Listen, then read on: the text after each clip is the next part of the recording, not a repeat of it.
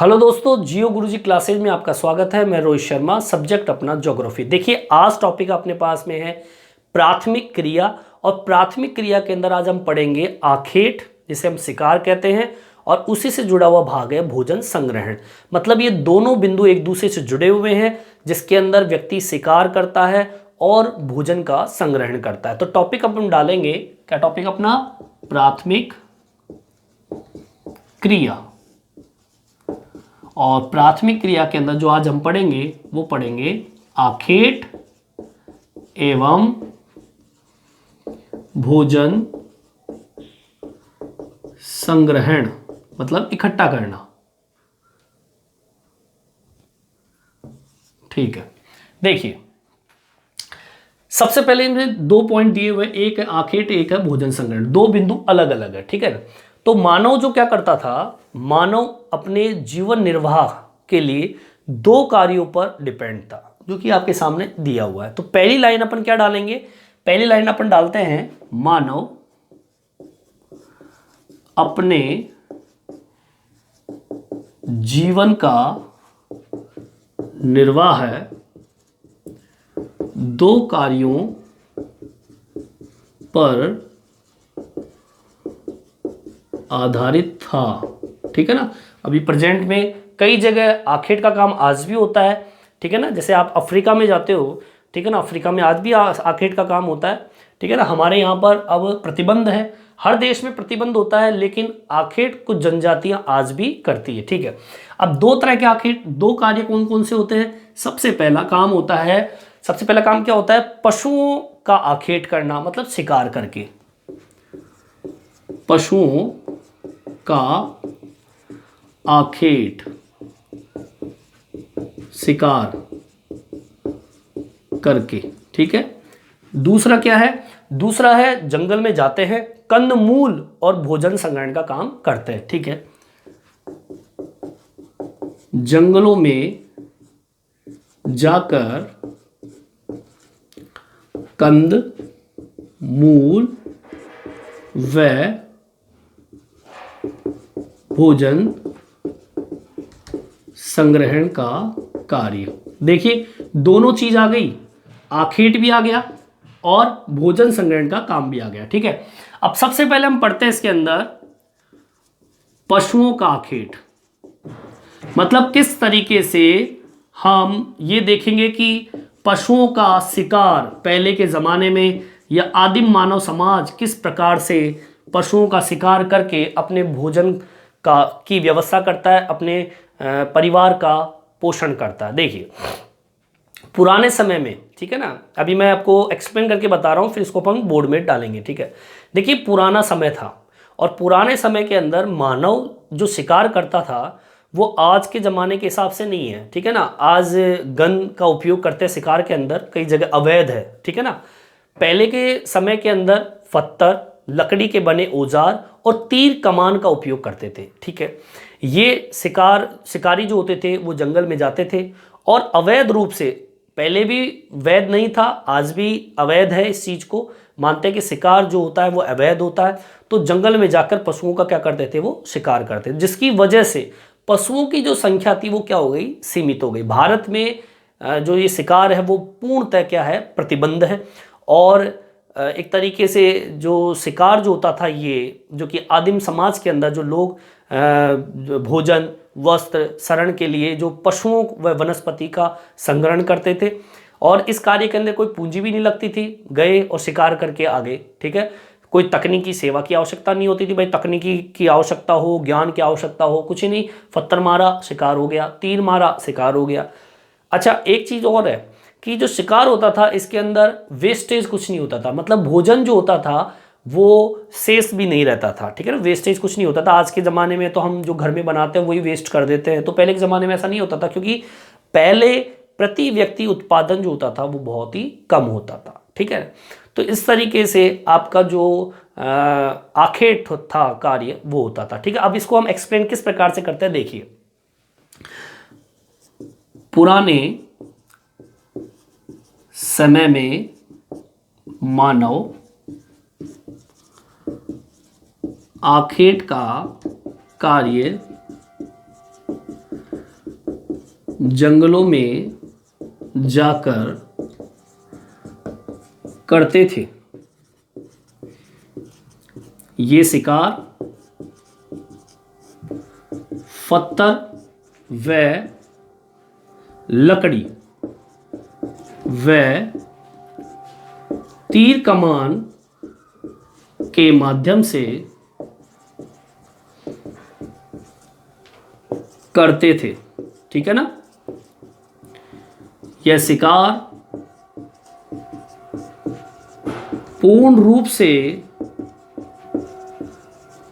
अवैध था। इन शिकारों की वजह से या इन शिकारों के कारण जंगलों में पशु सीमित थे। ठीक है। भारत की बात कर ले। भारत में शिकार पूर्ण रूप से प्रतिबंध है। तो ये तो मैंने आपको शिकार के बारे में बताया कि क्या शिकार क्या होता है। अब बात करते हैं पुराने समय में चलते हैं, आदिम समाज की बात कर लेते हैं। आदिम समाज के लोग भोजन, वस्त्र व भोजन मिलता है, वस्त्र मिलता है, इसके अलावा आपका शरण, जहां पे वो रहते हैं, शरण के लिए वनस्पति पर आधारित थे। ठीक है। अब बात करते हैं इस आखेट की। देखो, कार्य करते थे, पूंजी की आवश्यकता नहीं होती थी। इस कार्य में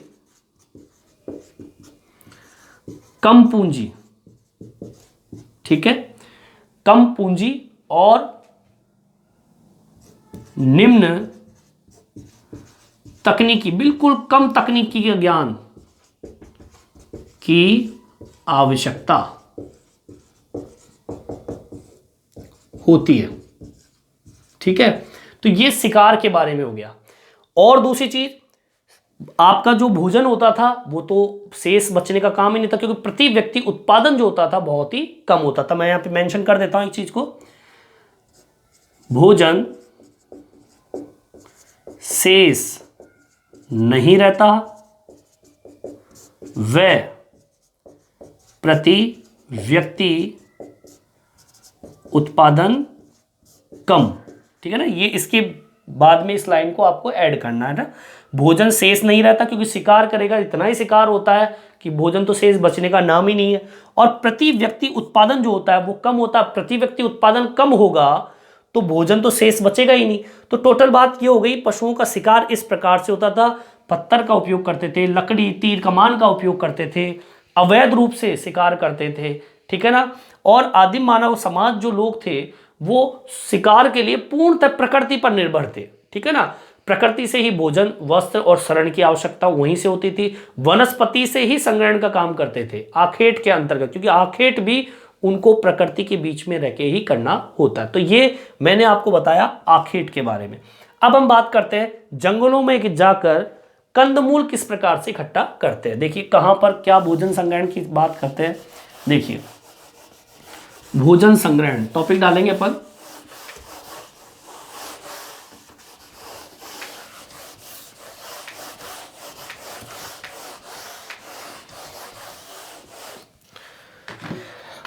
दूसरे नंबर पे पॉइंट आता है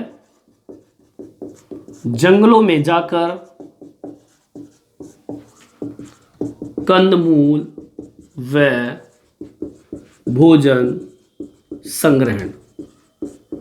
देखिए टॉपिक से ही पता चल रहा है कि दूसरे नंबर पे जो मानव अपना जीवन का निर्वाह करता है वो जंगल में जाता है, कंदमूल इकट्ठा करता है, भोजन संग्रहण का काम करता है। देखिए हमारी किताब के अंदर भोजन संग्रहण क्षेत्रों को दो भागों में बांटा है पूरे विश्व के अंदर। ठीक है ना। एग्जाम में आता है, ये मोस्ट क्वेश्चन है। ये क्वेश्चन क्या आता है, देखिए विश्व में भोजन संग्रहण क्षेत्रों को दो भागों में बांटा गया, जहां पर जनजाति भोजन संग्रहण का काम करती है आज भी, ठीक है ना। तो वो दो भाग कौन से हैं, देखिए भाई। पहला मोस्ट इंपॉर्टेंट, एग्जाम में कई बार आ चुका है, चाहे आप पिछली पेपर उठा के देख लीजिए, ये क्वेश्चन आपको जरूर मिलेगा, ठीक है। सबसे पहले है उच्च अक्षांश वाले क्षेत्र, ठीक है। और दूसरे नंबर पे है अपना निम्न अक्षांश वाले क्षेत्र, ठीक है। सबसे पहले उच्च अक्षांश की बात कर लेते हैं। उच्च अक्षांश वाले जो क्षेत्र कौन कौन से? उच्च अक्षांश के अंतर्गत उत्तरी कनाडा आता है, उत्तरी कनाडा, ठीक है ना, जो ऊंचे अक्षांश पे जाते हैं। मतलब अक्षांश कैसे, जैसे कि मान लीजिए ग्लोब है, ये 0 डिग्री है और 0 से हम ऊपर की ओर जाते हैं 90 डिग्री पर, तो उच्च अक्षांश हो गया। 90 से जब नीचे की ओर आते हैं तो ये क्या हो गया, निम्न अक्षांश हो गया, ठीक है ना। तो हम उच्च अक्षांश की ओर बढ़ते हैं दोनों तरफ, ठीक है ना। उत्तर की बात कर, उच्च अक्षांश की बात कर रहे हैं तो उत्तरी कनाडा, ठीक है ना। दूसरे नंबर पे आता है उत्तरी यूरेशिया, यूरेशिया, ठीक है। और तीसरे नंबर पे जो है उत्तरी कनाडा, उत्तरी यूरेशिया और दक्षिणी चिली, दक्षिणी चिली। ये 3 क्षेत्र ऐसे हैं जहां पर आपका भोजन संग्रहण का काम होता है, ठीक है। निम्न अक्षांश में देखिए, निम्न अक्षांश में कितने क्षेत्र आते हैं। सबसे पहले नंबर पे तो है आपके अमेजन बेसिन का नाम सुना होगा, ठीक है, अमेजन बेसिन क्षेत्र, ठीक है। दूसरे नंबर पे आपका आता है उष्ण कटिबंधीय अफ्रीका, ठीक है ना, गर्म क्षेत्र है, उष्ण कटिबंधीय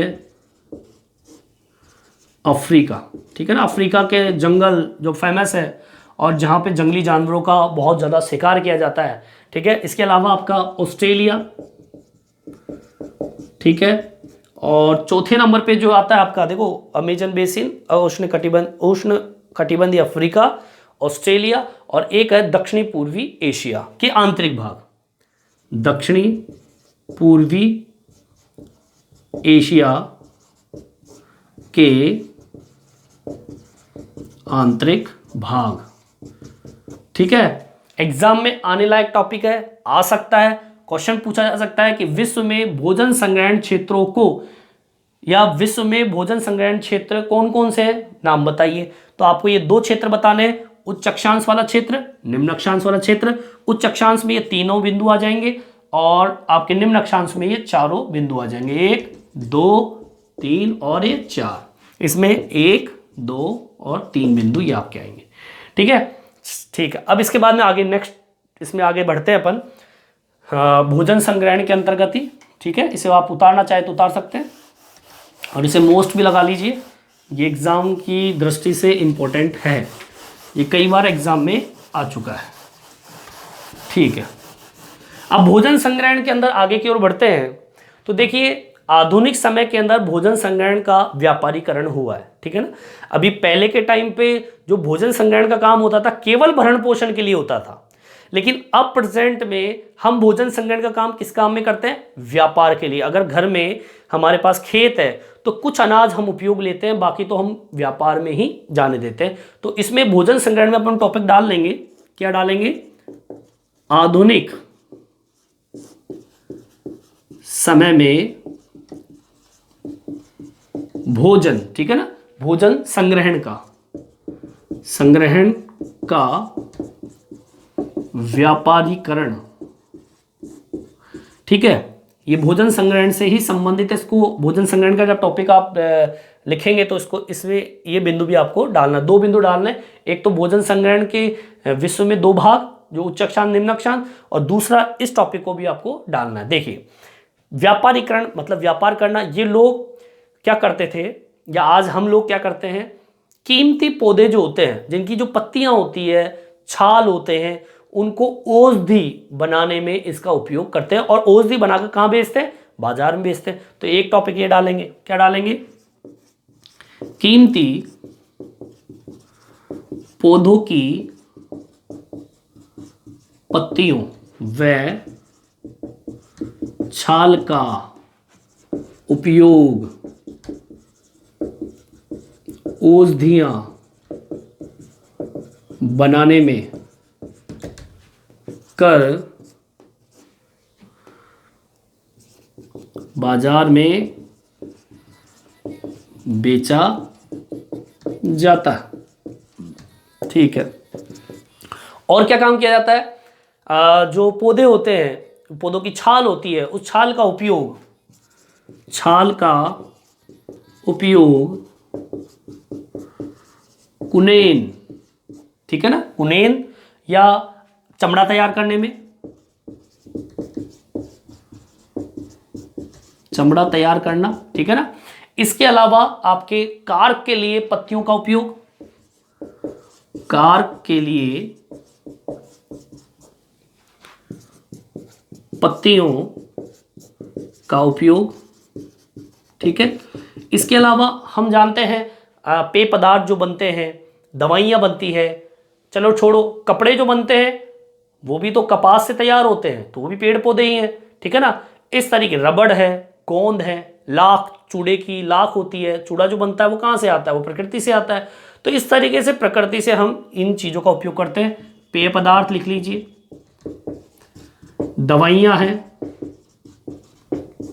रबड़, गोंद, लाख, ठीक है ना। ये सारी चीजें अपन को कहां से मिलती है? रेशे के कपड़े, ये सब कहां से मिलते हैं? प्रकृति से मिलती है। प्रकृति से संग्रहण होता है, और इन सभी चीजों का जो मैंने आपको बताया, इनका क्या होता है? व्यापारीकरण होता है। भोजन संग्रहण करो और करके उसे व्यापार के लिए भेज दीजिए। उदाहरण के तौर पे च्युइंगम का नाम सुना होगा आप लोगों ने, च्युइंगम खाते हो आप लोग, ठीक है ना, सरल सा है। च्युइंगम खा लिया हमने, च्युइंगम को खाने के बाद में, उसको चूसने के बाद में जो बच जाता है भाग, जिसे हम निगलते नहीं, उसे थूक देते हैं, वो क्या होता है? वो चिकल होता है, ठीक है ना। और ये चिकल जो प्राप्त होता है हमें कहां से प्राप्त होता है? वृक्ष से। एक जोपाटा नाम का एक वृक्ष होता है, उस वृक्ष से निकलता है दूध, ठीक है ना। उस पेड़ से क्या निकलता है? दूध। और उसी दूध से चिकल तैयार होता है, और उसी चिकल से च्युइंगम तैयार होती है। तो इसको भी मैं इसके अंदर कर देता हूं, ऐड कर देता हूं। च्युइंगम को चूसने के बाद शेष भाग को चिकल कहते हैं। यह चिकल जेपोटा के वृक्ष के दूध से